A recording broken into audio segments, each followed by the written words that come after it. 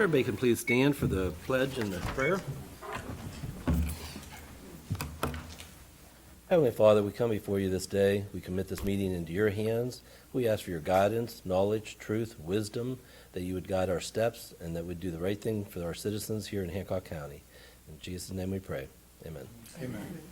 I pledge allegiance to the flag of the United States of America and to the republic for which it stands, one nation, under God, indivisible, with liberty and justice for all.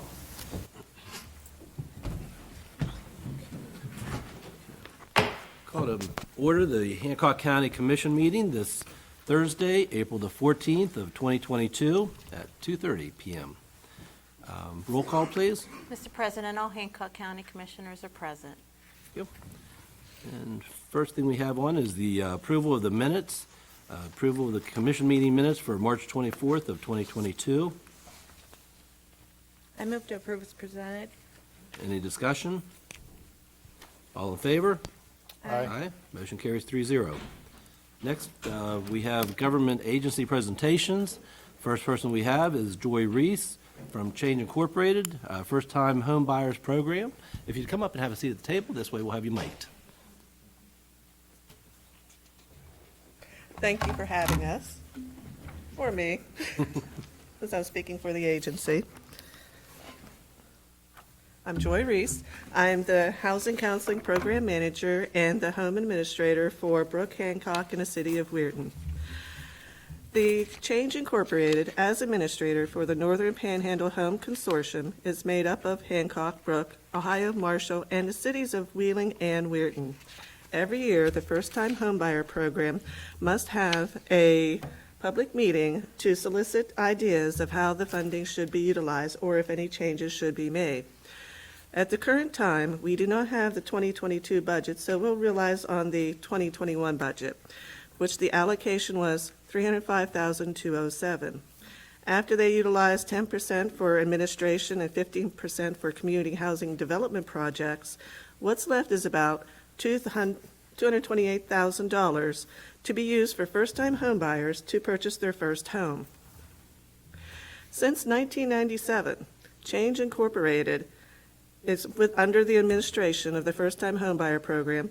125 homebuyers have been assisted in Brooke County. 121 homebuyers have been assisted in Hancock County, and 187 homebuyers have been assisted in the City of Weirton. A total of 433 first-time homebuyers in Change Incorporated jurisdictions have taken advantage of this program. On average, over the 25 years of funding, 17.32, about 17 families per year, has utilized this service. The consortium in total, since 1996, since its inception, has distributed more than $9 million and assisted 1,033 homebuyers. Does anybody have any questions? This is a brief synopsis. Questions, concerns, comments, how it should be utilized? When persons are going for the first-time homeowners, do they find this out through the bank, or do they need to reach out to you, or how do they get in contact? First of all, they have to have homebuyer education to ensure that once they have a home, they don't default. And HUD has proven through very empirical studies that those individuals with homebuyer education are 36% less likely to default within the first 3 years. So that is one of the requirements. They must have homebuyer education previously. And then we can move on and provide them with information on how to go about, for the first-time homebuyer program. Where do they go for the education? How do they find out about it? Right now, since the COVID, we're doing a wonderful way online. And we also use virtual. We use Starleaf, Zoom, Microsoft Office, Teams, any way that the clients want to communicate with us.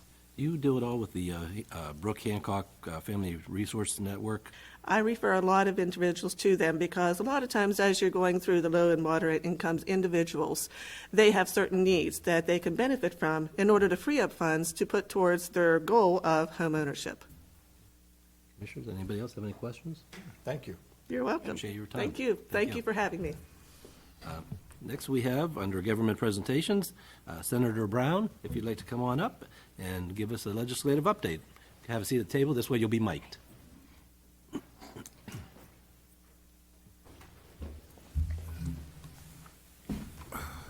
welcome to our courthouse.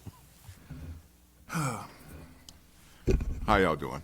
Good. Thank you for allowing me to come here today and speak on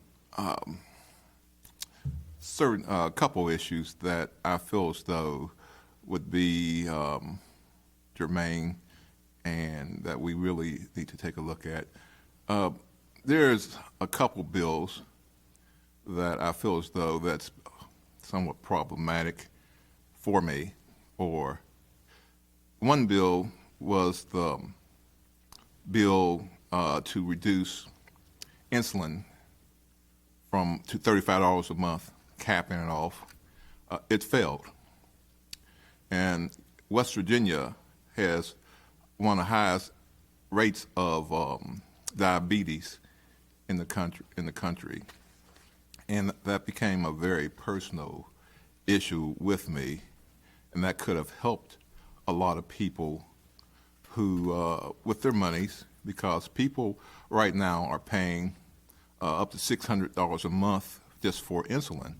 Could you imagine what capping at $35 a month would have done for an individual?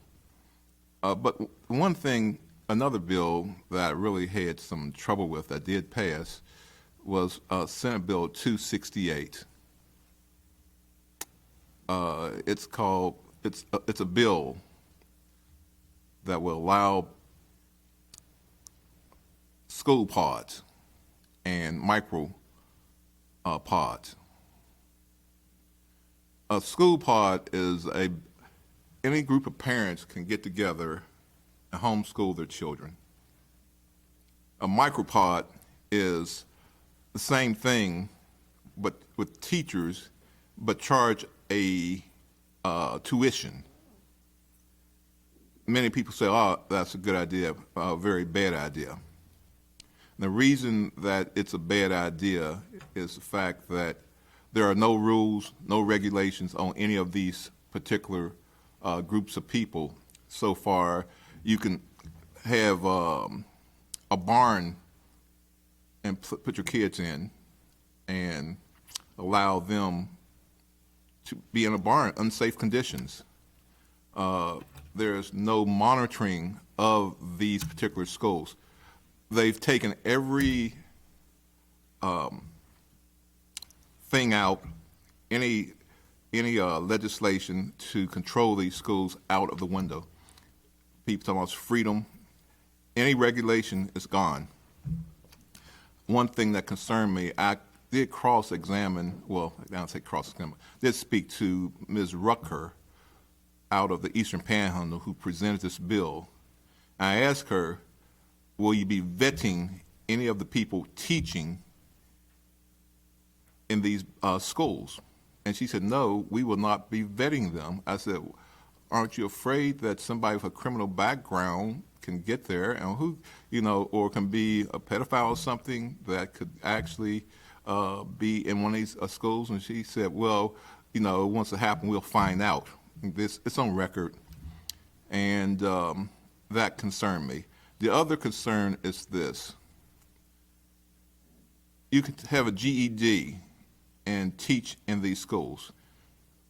GED, regular diploma, certificate, or anything. What I'm saying is, any of these people can teach in these schools. What it does, it really, a person who's gone to school for 4 years will, the whole degree would go down the tube, basically, if these schools are implemented. Right now, in Elkins, they are going to implement a micro school. And I see people with these micro schools, any entrepreneur can come in and start a school up and charge a tuition. And there are no caps on the number of students in these schools. There's no cap. what I have seen, for the past 2 years during the COVID period, when many kids were out of school, they're back now after 2 years, and these children are behind. So for the people who think that it's a good idea to homeschool children or these micro schools, they're mistaken, because we just went through 2 years of homeschooling, basically, of kids. And if you go to your school boards or go to your superintendents, they'll tell you that these children are behind at least a year. That's a real danger to the system. And again, businesses, they look at your school system before they come in. You got to have a top-rated school system when you come in. That's the first thing businesses look at. You cannot have little homeschool groups over here and micro schools over here. Businesses would like to see uniformity and look at a well-educated workforce. And also it bothers me because many of these children, I think these parents who might have their children attend these schools, they'll get behind. I've talked to many school teachers over the past month or two and asked them, do you have any kids who were homeschooled and came back into the classroom? And they were saying, yeah, they're generally so far behind. I'm not saying everybody, I'm not saying that some people cannot homeschool their children, but what this bill does, 268, make it mass exodus, could make it a mass exodus from the classroom, especially if an entrepreneur wants to come in and actually start a private school for profit. And this is what's happening. And that was my biggest concern, my biggest fear, is somebody, an entrepreneur, who might want to privatize education and start taking children out of your public education system. Actually, this is an attack upon the public education system. The person who wrote the bill from over in the Eastern Panhandle, Ms.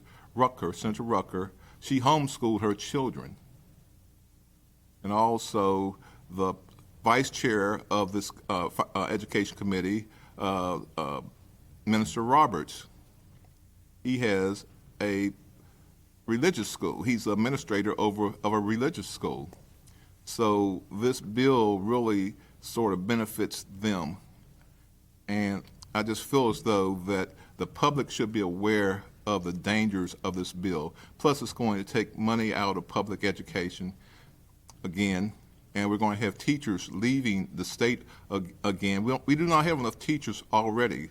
There's a big shortage of teachers in West Virginia already. But with this particular bill, it's the danger of this bill will force teachers to leave, because if the numbers are dropping in your public school, then the number of actual professional teachers will end up leaving. And that is why I'm here, basically, to talk about the dangers of this particular bill. Some people are thinking about filing a lawsuit against the state because the children in these schools may not get a thorough and efficient education that's demanded by state law, especially if you have all these little pod schools, pods over here, a pod over there, sort of like Little House on the Prairie type of situation. So if anyone have any questions of me about this particular bill, feel free, because I think I've been to every board of education except for in my region, explaining what's going on with these schools. And also another bill is HJR 102.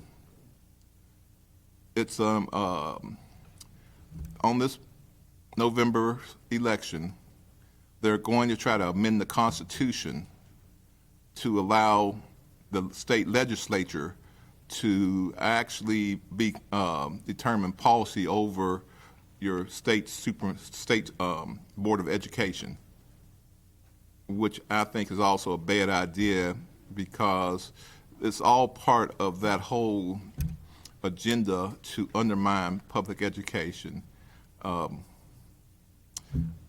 will be on the ballot because it'll be a constitutional change that will allow your state legislature to have control over state school board policies. If you have any questions, welcome. Did you say you have gone to the Hancock County School Board also? Yeah, no, I haven't been to Hancock. I've been to Brooke and Ohio, but I haven't had a chance to get to Hancock County School Board. I've also spoken at the Brooke County Commission in different places. Any place I can get a chance to speak on this issue, I speak on it because I think it's just that serious of issue where I think are putting our future into jeopardy with these particular schools, because it's really an attack upon education. With the people who are promoting this, they don't send their children, they homeschool their children, but yet and still it's hard to understand why they would be in the chairmanship of a committee on education, both in the House and in the Senate. Even in the House, the person who is a chairperson on the Committee for Education homeschool their children.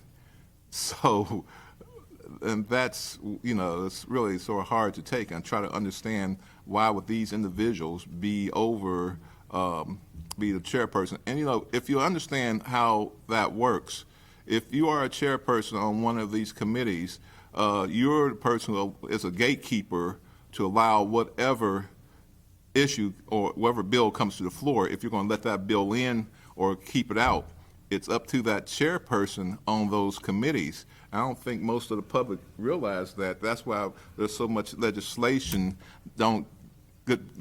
don't get passed, because you have somebody on, the chairperson. They can let it in or they can keep it out of these committees, and that's what we're really up against now. Appreciate your time. Thank you, Senator. Thank you. Thank Thanks you. for Can I listening to me. just say one thing, Senator Brown? If you'd like to take this opportunity to say when the events you're going to be having, if people want to come and meet you to discuss more things. You're going to Okay. be at the Millsop Center, you're going to be at the Weirton Museum, Yes, correct? yes. So, and you can probably look on Senator Brown's website to find Right. those events. I've got some things, I'm rolling here. Yes, I'll be up the Millsop Center. I think that's the 21st. They're coming up and I don't remember, Yeah, sorry. next week. Yeah. Yeah. But and, thanks for coming here. I have some other information for you, and I just feel as though that for parents should know this about what's happening in our educational system, because it's the foundation of our democracy, basically, and the public school system has been good to me. And to most of us, it's been a way out for us, for most people. Especially, we got great schools in this area. We have very good schools, because I've worked actually in Texas and Iowa, doing the same thing I've done. Many people might know me from when I was here as a teacher representative with WVEA, and I was doing the same thing out in Texas and Oklahoma and Iowa, and I could tell you our schools are as good as theirs and many times better. Thank you. Thank you very Thank much. you. Thank you for your time.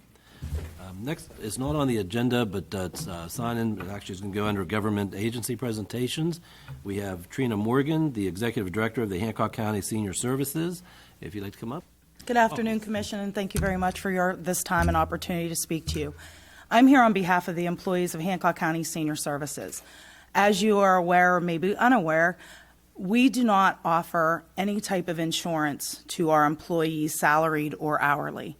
I have tried many times to get into the private market, and depending on your age and your health, what your previous conditions are, it depends on how much you pay.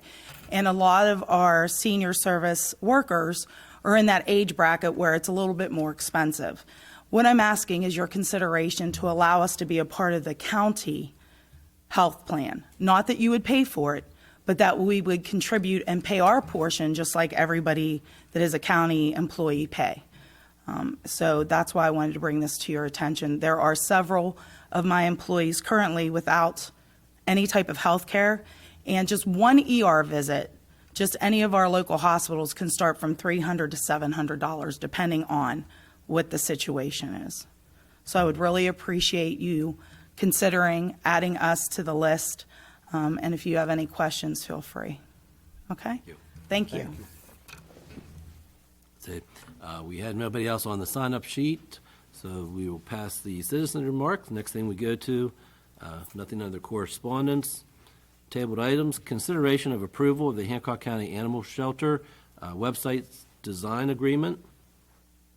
Mr. President, I move that we table this because we haven't been able to make any progress like we hope to make. Okay. Is there any discussion?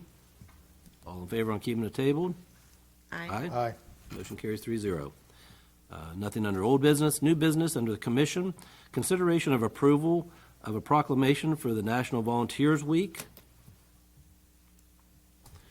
And the proclamation for National Volunteers Week would be April the 17th through the 23rd of 2022.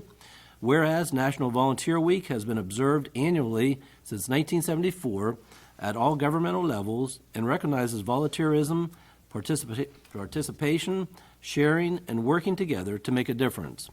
And whereas Hancock County depends on volunteers for many programs and agencies that are a service and benefit to the community. And whereas volunteers in Hancock County have undertaken responsibilities that promote the general welfare of the county, and whereas in providing services to the county, these volunteers demonstrate a spirit of personal concern, compassion, and wholehearted willingness to help others. And whereas these individuals who volunteer for the good of the community deserve recognition, appreciation, and thanks. Now, therefore, we, the Commissioners of Hancock County, do hereby proclaim the week of April 17th through 23rd of 2022 to be National Volunteer Week in Hancock County, in honor to and in recognition to all the individuals who have made the difference in our community. Do I hear a motion to accept this proclamation? So moved. Any discussion? All in favor? Aye. Aye. Motion carries. Wonderful, wonderful. Thank you, Mike. Thank you. Here. Next, we have consideration of approval of proclamation for the National Telecommunicators Week. Mr. President, I move that we approve the proclamation as presented. And on this one here, this would be the National Public Safety Telecommunicators Week of April the 10th through the 16th.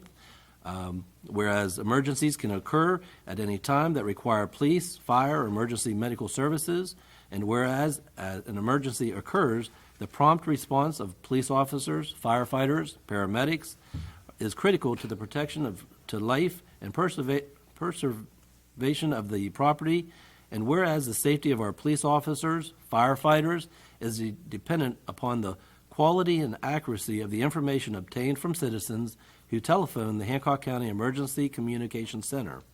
And whereas the public safety telecommunicators are the first and most critical contact with our citizens have with emergency services.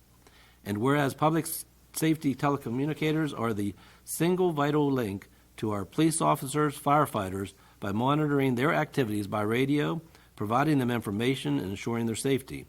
Whereas public safety telephone communicators of Hancock County have contributed substantially to the apprehension of criminals, suppression of fires, and treatment of patients. And whereas each dispatcher has exhibited compassion, understanding, and professionalism during the performance of their job in this past year. So, is there any other discussion? All in favor? Aye. Motion carries. Next, consideration of approval to advertise for bids for the animal shelter vehicle. I move that we approve. Any discussion? I'd just like to mention that in your packet, there are the requirements that we've laid out, including requirements of the vehicle warranty coverage, bidder qualifications, and those bids are due by May 5th. All in favor? Aye. Aye. Motion carries 3-0. Next is consideration of approval of the 2022 grass cutting bids. Mr. President, we had several bids come in for the packets that that we went out for. Packet one was for the Flats Cemetery located in New Manchester. That was packet number one. We received one bid for that, and that was for Tim Yater at a cost of $315 per cut. Our second packet was for the Union and Methodist cemeteries, which is also located in New Manchester. Again, we only had one bid for that. That was Tim Yater at a cost of $280 per cut. Packet 3 involves the Three Springs Cemetery. We had 3 bids on that. My motion will be that we approve packet number 3 using Palmieri Contracting. The price of that was $715 per cut. And packet 4 was for the Cove Valley and Peter Tar Furnace area. We also had 2 bids. My motion would be that we contract that with Palmieri Contracting as well at a cost of $360 per cut. Again, my motion will include packet 1, Tim Yater, packet 2, Tim Yater, packet 3, Palmieri Contracting, and packet 4, Palmieri Contracting. Any other discussion? All in favor? Aye. Motion carries 3-0. Congratulations to our ones that put in the bid. Next is consideration of approval of the courthouse roofing project bids. I move to approve as presented, and just have one note that in your packet, there's a scope of work with a quote for purposes of applying for 2 types of funding to hopefully pay for this all. We're going to apply for the courthouse facilities grant and Capito's, Senator Capito's congressional appropriation spending. Any discussion? Just for clarity, this is for the roof on the old section of the courthouse, and the price that came in was $159,120. It's a little higher than we anticipated, but with the cost of oil, rubber, and that sort of thing going up, we're going to be forced into this. But again, as Commissioner Check indicated, we've applied for 2 grants, and hopefully we'll be chosen for one or both of them. All in favor? Aye. Motion carries 3-0. Next is consideration of approval to advertise for the Health Board position. And this one here, the Health Board opening, is the Hancock County Commission will be accepting names of persons interested in serving on the Hancock County Health Board. Applicants may be from Clay, Grant, and Butler District, and from any of the following political parties: Republican, Democrat, Independent, or no party affiliation. Interested persons may submit their name, address, telephone number, and brief background information by June the 3rd of 2022 to the Hancock County Commission Office, and that's at P.O. Box 485, New Cumberland, West Virginia, 26047, or by email at commission@hancockwestvirginia.org. Individuals applying will be filling a term starting July the 1st of 2022 and expiring June 30th of 2027. All applicants are subject to a background check also. If I have no objections, I move that we accept that. Any discussion? All in favor? Aye. Motion carries 3-0. Next, we have consideration of West Virginia local government election and release form. I move to approve as presented. Any discussion? All in favor? Aye. Motion carries 3-0. Next, we have consideration of approval to hire Stephen Dixon as a full-time dispatcher effective April 1st of 2022. Move to approve. Any discussion? All in favor? Aye. Motion carries. Next, we have consideration of approval of adjustment to the annual allotment of funds to the Hancock County Parks and Recreation. I'd like to make a motion to approve this and say that this is a significant decrease in the amount of funding that we give the Parks and Rec Board. but we are relieving them completely of taking care of grass cutting and maintaining the equipment that it takes to do that. I'd also like to make a note that the Parks and Rec Board communicated with me that they will be submitting a proposal to the commission to increase their own revenue. With recent events they've held, they've had great success in generating revenue in an effort to become more self-sustaining. I move that we approve this because I'd like to give them a chance to succeed at that, and if we have to revisit it, we can. Any discussion? Yes, I do. For clarification, the letter that's going to the board is a reduction of, from $48,000 to $14,400. I ask that, again, as Commissioner Checks had mentioned, that it would give the board an opportunity to revisit this. I would like for it to not be etched in stone that this will be their final budget number. Again, we'll be able to revisit this soon. I feel that if we cut their budget too much, they're not going to be able to handle their fixed costs that they have there. So I want to make sure that this commission allows a little leniency in the event that Parks and Rec needs additional finances. I know that we're not defining it, but I don't want it to appear that the reduction will be down to $1,200 a month, when in fact their fixed costs are somewhere in the neighborhood of $2,500 a month to $3,000. So as long as we're flexible in adjusting the necessary funds to keep them going. The biggest reduction again came in from the services of the groundskeeping at Parks and Recreation, and that probably was in a tune of $20,000 a year they were spending for that, and the commission is going to absorb that by the part-time person that we hired to maintain all of the facilities at Gas Valley. As long as we're flexible, I'm good with that.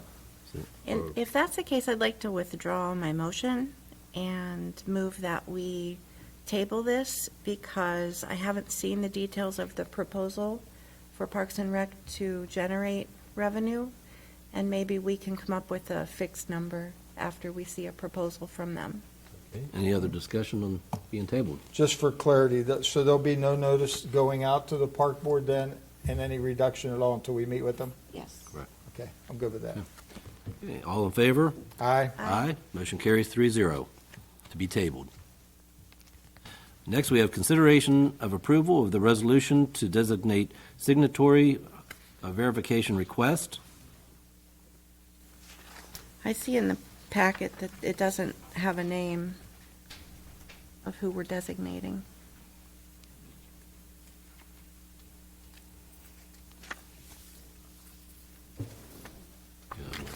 Yeah, I looked at it too, I wasn't sure.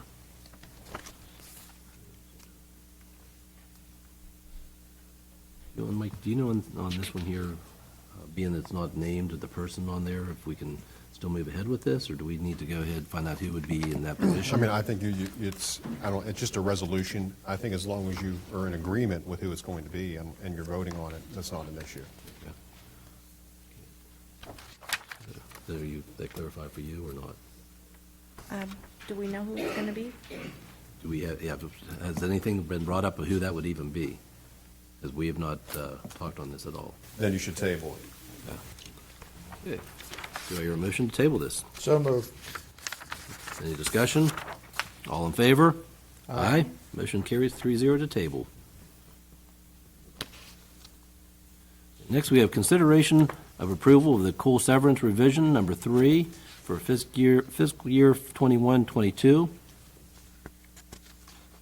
Move to approve the resolution as presented.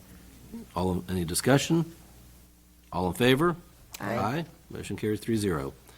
Next, we have consideration of approval of grant agreement with the West Virginia Department of Health and Human Resources, the Bureau of Children and Families, grant for the fiscal year 2022 and 2023 on behalf of the Juvenile Mediation Program. Move to approve as presented. Any discussion? All in favor? Aye. Motion carries 3-0. Under the Sheriff's Department, consideration of approval to purchase equipment for new cruisers, for the new police cruisers. I move to approve. And any discussion? Yes, this will outfit the 2 cruisers that we approved that we expect to receive in 6 to 7 months.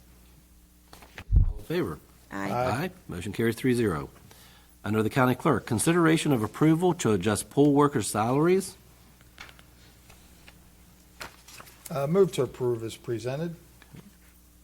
Any discussion?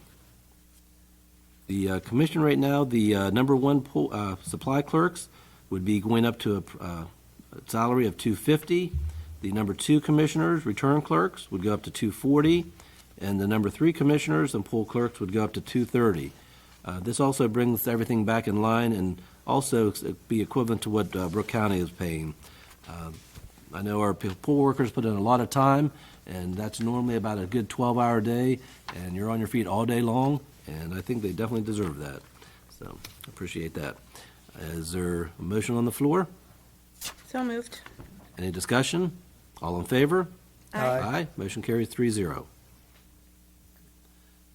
Animal Shelter is consideration of approval of the January, February, and March 2022 in and out reports. Move to approve. Any discussion? All in favor? Aye. Motion carries 3-0. Prosecutor's Office, consideration of approval of the depository order. Would you like to mention what this would be? Just as this is part of the, and we'll have this probably as a returning matter time and time again, this is around the time of the year where the different banks the county has funds on deposit with, we have to go through the process, or the county commission has to go through the process of approving the bonds and whatnot as it comes up. So this is what, this is simply part of that procedure. If there's no objections, I move that we pass this. Is there any discussion? All in favor? Aye. Motion carries 3-0. Finance, approval of probates and estates. We have 27 probate and 27 estates. They have been reviewed and are recommended for approval. Move to approve. Any discussion? All in favor? Aye. Motion carries. Approval of exoneration orders. Yes, sir, you have 3. 3. Move to approve. Any discussion? All in favor? Motion carries 3-0. Approval of county commission travel. You have none. None. Okay, approval of general bills. General county bills are $123,870.83. P-card payment, all funds, $118,402.06. March expenditures, all funds, $680,239.67. Move to pay the bills. Any discussion? All in favor? Aye. Motion carries 3-0. Approval of the animal shelter levy fund bills and requisitions. They're okay to pay. I move that we pay the bills. Any discussion? All in favor? Aye. Motion carries 3-0. Approval of the library levy fund bills and requisitions. One library submitted, they're okay. Move to approve. Any discussion? All in favor? Aye. Motion carries 3-0. Next, we have approval of the shelter workshop levy fund bills and requisitions. They're okay to pay. Move to pay. Any discussion? All in favor? Aye. Motion carries 3-0. Go to the order. Anything from the clerk's office? Yes, our office just wants to remind everyone that early voting starts on April 27th, and their electioneering will be prohibited once early voting starts, which means no signs, cards, any kind of election paraphernalia within 100 feet of the courthouse. Ian, do you have anything? And we have Chief. Anything? Sheriff? Sandy? And Trina, you've already talked with us. Jed? Regarding the roof thing, I've actually been approved for $1,000 on this first round. I should say it was. And that's from the courthouse facility grant, correct? Okay. Definitely takes a bite of it out. Karen, anything? No, sir. Think anything prosecuting attorney's office? Happy Easter. Commissioner Davis? Happy Easter as well. Commissioner Chick. Happy Easter, yeah. Happy Easter also on behalf of myself and my family. Next meeting we have regular scheduled is Thursday, April the 28th at 2:30. Whether it's here or in the commission room, that will be wait to be found out. We also have a special meeting that we will be putting on for the agenda, would be on Tuesday, April the 19th at 9 a.m. We have something that we have to put on the agenda for that. One is the laying of the levies, which is mandated by West Virginia State Code, so we'll be there for that. And if there's nothing else, We'll need a vote on that meeting. okay, I apologize on that. Is there any? What was that date and time? I'm sorry, just. That's going to be on Tuesday, special meeting will be on Tuesday, April the 19th at 9 a.m. And again, that is required mandated by West Virginia State Code. Is there a motion for that meeting? So moved. Okay, any discussion? All in favor? Aye. Motion carries 3-0. Okay, and if there's no other objections, I will call this meeting adjourned.